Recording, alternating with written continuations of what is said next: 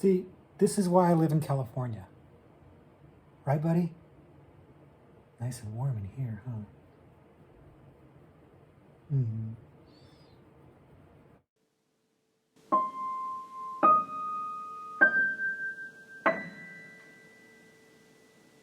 Hello, everybody, and welcome back to the Horror Movie Syllabus. My name is Professor Victor, and I'll be your host as we go through all the essential, noteworthy, interesting, and notorious modern horror films. If you're new, I recommend you check out our introduction video. There's a link to that in the description below. It'll give you a pretty good idea of what the horror movie syllabus is usually about, where we take a particular subgenre of horror and then pick 3 movies from that subgenre to explore. But today is our Is It Syllabus-Worthy series, where I take a recommendation from you guys and a movie I've never seen before and determine whether or not I think it's syllabus worthy. This is a fun little series that I like to do. Gives me some chance to interact with y'all.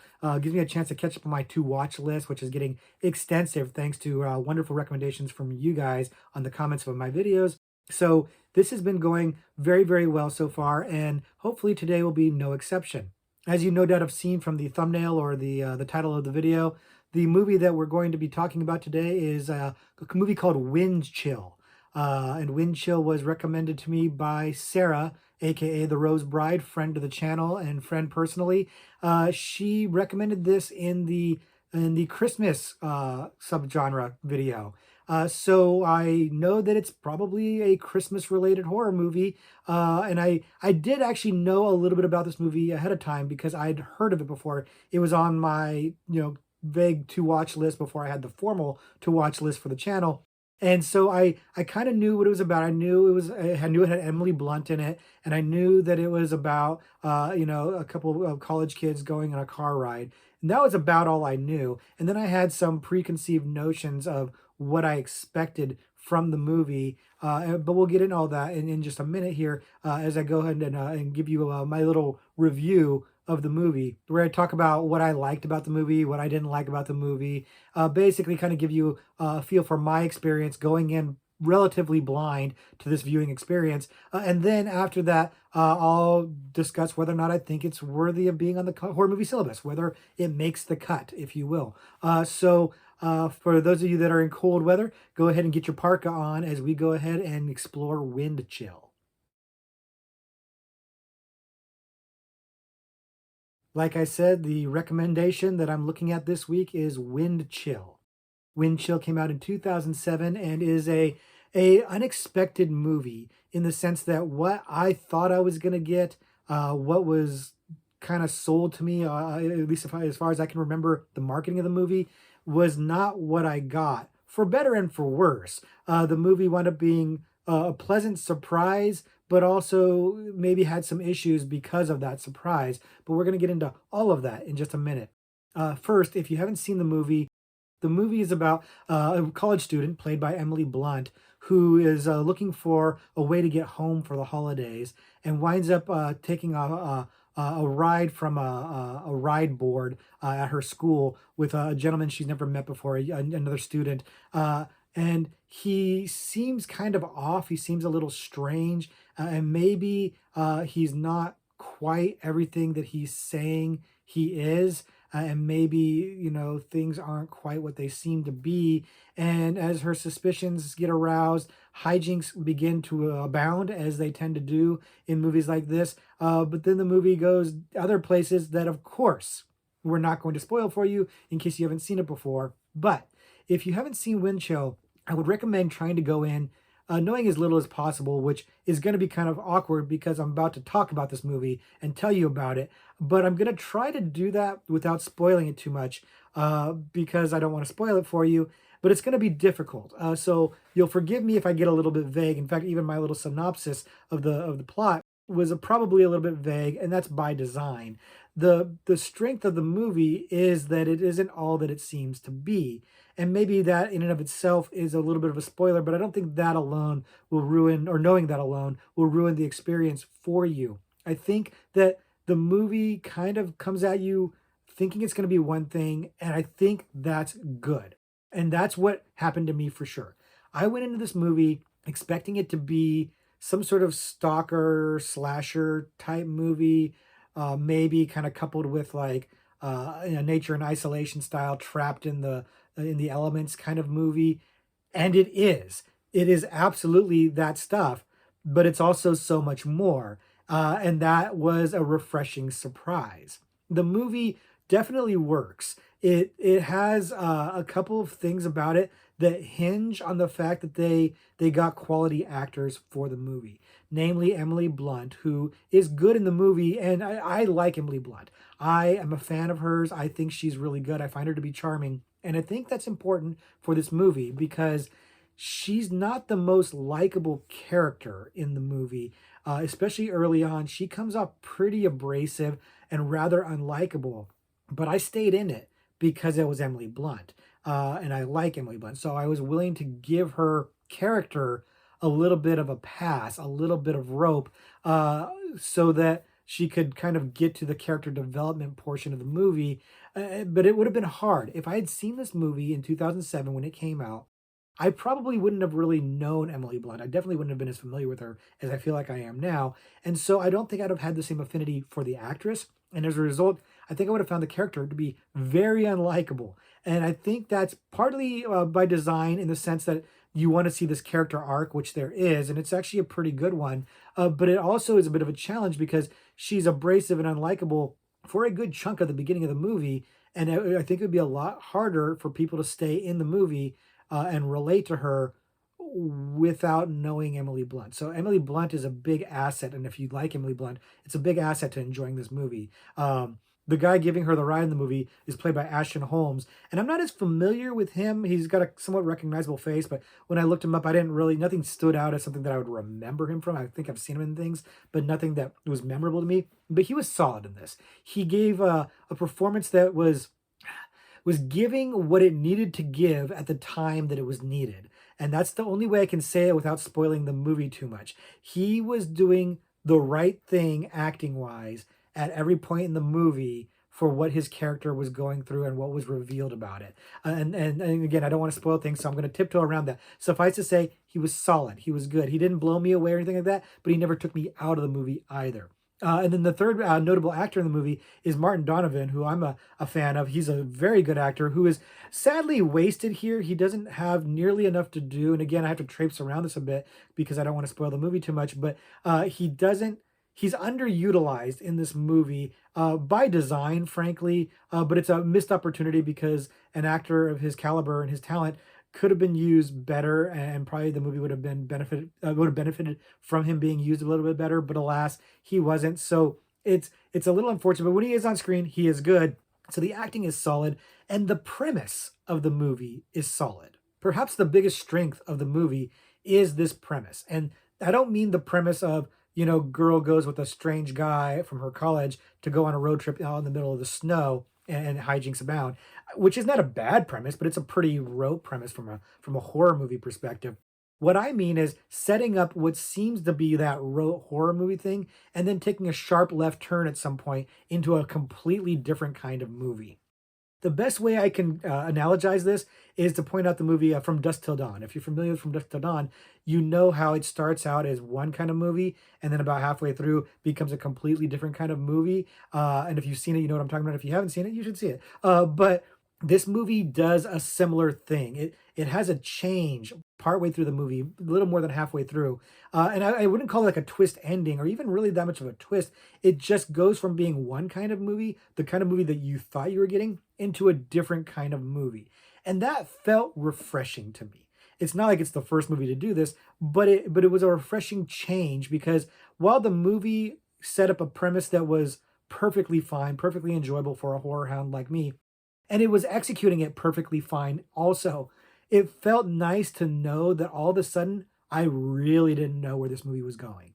It felt like a rote, kind of a thriller movie with the elements being a key element to the story, and all that's true. It's all true. But then all this other stuff happens that I didn't see coming, and I really liked that. It really perked me up. Like I was never bored through this movie. I was engaged the entire time, but that really helped me lock in. And it's important because the movie is a slow burn, and that was one thing that Sarah had warned me about when she recommended it, was that it's a slow burn movie. You know, slow burn movies are not a problem for me. I'm okay with that as long as it's good storytelling. And the storytelling here was fine. There's some issues. We'll get into that. But the biggest problem is that there's a lot of setup early in the movie that never really pays off. And so part of that slow burn that you're getting towards the beginning of the movie, it doesn't matter. It actually doesn't matter. Like I'm just going to tell you guys right now, the soccer ball doesn't matter at all. It just doesn't, you know. And so some of the things that like are kind of highlighted early in the movie either wind up not mattering at all or don't have nearly the significance that you would expect them to have, which is kind of necessary for them to be able to switch the tone and the story of the movie the way they do. Like I do think that a big intent of the filmmakers in this movie was to kind of play a switcheroo on you, make you think you're seeing one movie, but in reality you're seeing another movie. And they're very successful in that. But as a result, they kind of had to do some other things in the movie that didn't really work as well. So in order to subvert my expectations, they had to set up some stuff that doesn't really go anywhere. It doesn't pay off, or at least doesn't pay off in the way you expect it to. Which again, on one hand, kind of exciting, kind of fresh, really, took me by surprise. On the other hand, felt like, especially in retrospect, some of my time got wasted because one of the things that I have an issue with the movie is that it's a little underwritten. The way that the things that don't pay off at the beginning is part of that, but the thing is when the movie kind of makes it switch, it kind of starts to feel rushed. It's a little bit messy. Like the explanations being given and the backstory and the flashbacks and things that start happening don't feel fully fleshed out, fully realized, and it's not very clear to the audience why, like what's happening, like the reasoning behind it. And you know me, I'm down for a good ambiguous storyline. I don't necessarily need everything spelled out for me, but this feels less intentional and more underwritten accidentally because they really wanted to hide the ball early with what's going to happen in the movie, because that's the way you would fix it, is you would introduce some of these story ideas earlier in the movie so that when they start to come up, they're not coming up out of nowhere. And they didn't do that. And again, I think they didn't do that so they could hide the ball, so they could surprise you. The surprise works, but then when you get to the surprise, you kind of want more details, and you're really left asking questions of why this is happening and how so and so knows so and so things. And so it felt like the script needed to be tightened up a little bit. Now, again, I just mentioned one way you could tighten the script up would spoil the surprise. A better writer than me perhaps could find a way to maybe spell out some of the things or give you a little bit more information when the change happens in the movie without without spoiling the surprise.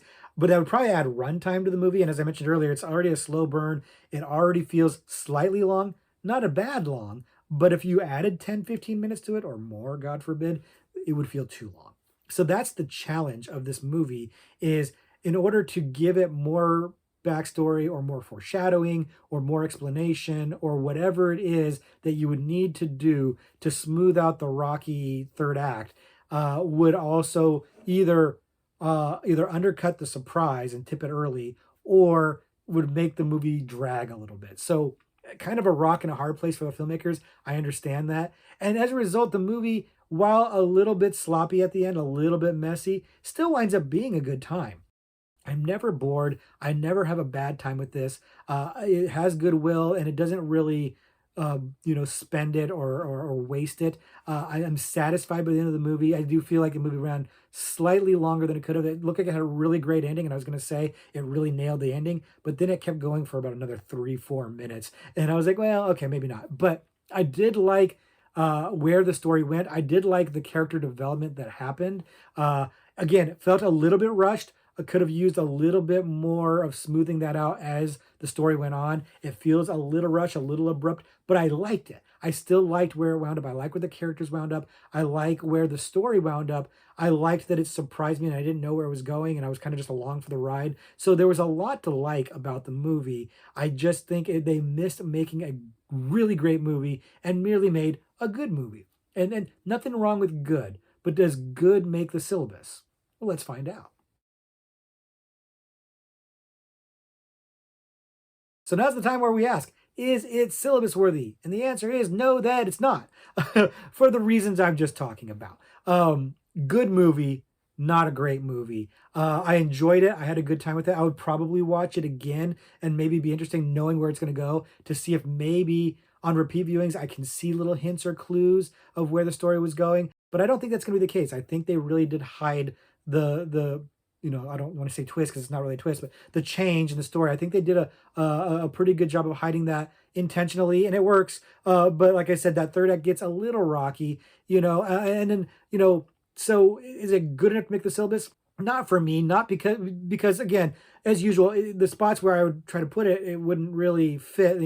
It doesn't really feel that much like a Christmas movie to me, even though it's taking place around that holiday and it's about going home for the holidays, and there's a lot of Christmas music being played in there. So there's a Christmas, backlit. It's kind of like Die Hard as a Christmas movie. So it doesn't use the Christmas motif to its advantage very much at all. So it doesn't really feel like a very good Christmas horror movie to me. It really probably would fit more in the nature and isolation subgenre because that really is a big part of the movie and a really good and effective part of the movie that was pretty harrowing. It's one of the things I liked about the movie a lot. But I don't know that it was enough to push out any of the movies that I already have in that subgenre on the syllabus.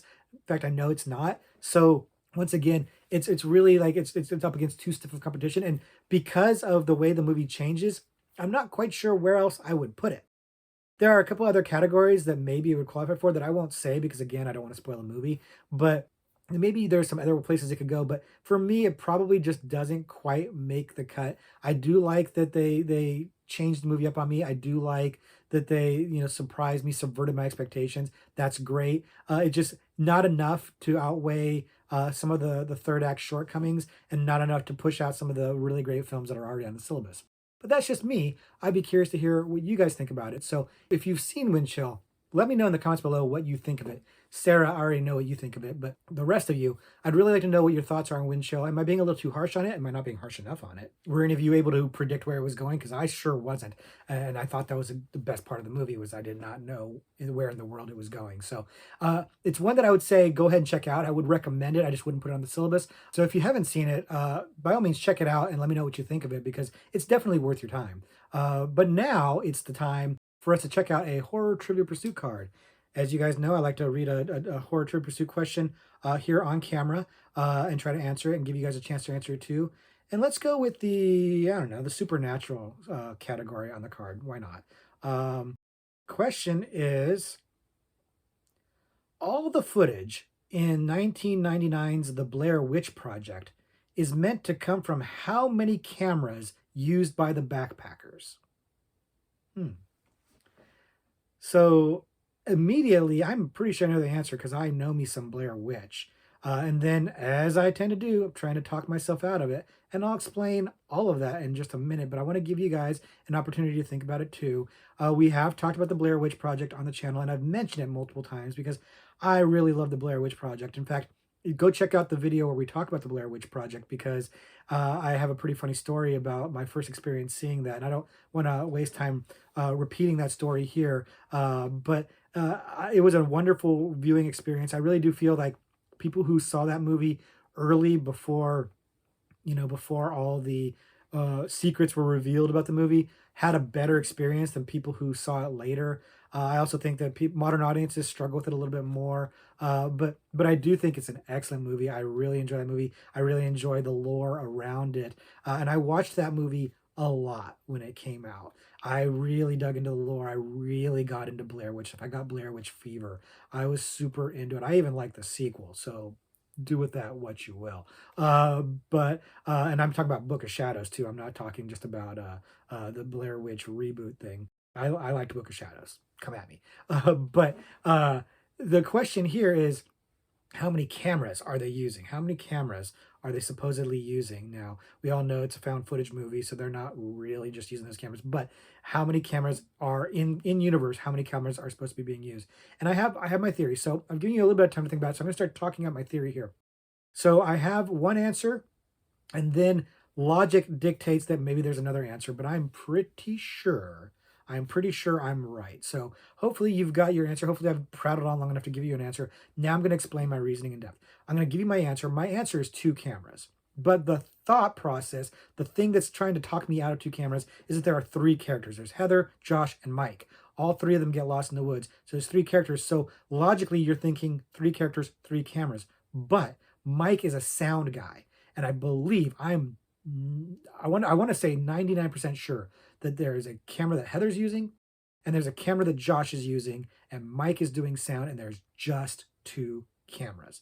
I am almost positive of this. And the reason why I don't say I'm positive about this is because that logic thing talked me out of this. But if you guys have been watching the videos, you know I talk myself out of these answers too often. So I'm not doing that. I'm going to stick to my answer, 2 cameras. You got your number? Hopefully it's the same as mine. Hopefully we're both right. Let's check. It is 2 cameras. 2 cameras. Okay, so I didn't talk myself out of it, but the second I read that question, I'm like, oh, it's 2 cameras. And then I remembered, well, there's 3 characters. I'm like, the third guy didn't have a camera, right? He just had sound equipment, right? Right? They didn't have like another third camcorder. It was just 2, right? And so, yes, it was just 2. So got the question right. Hopefully you did too. That's going to be it for this week's video. Hopefully you guys check out Wind Chill, or if you've already seen Wind Chill, we can talk about it in the comments below. And of course, keep the recommendations coming. I'm loving it. I'm loving having my to-do list, the to-watch list to check out. So by all means, keep them coming. And until next week, class dismissed.